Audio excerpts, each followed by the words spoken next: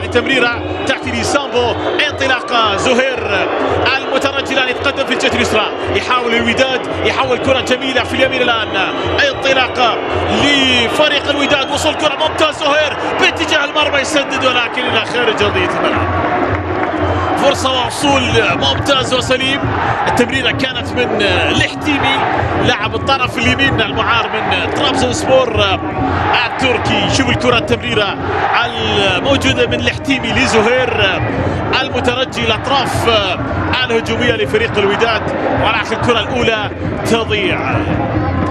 حتى الآن جمهور الهلال بعدده الكبير وأهازيجه الهجومية لفريق الوداد، ولكن الكرة الأولى تضيع. حتى الآن جمهور الهلال بعدده الكبير وأهازيجه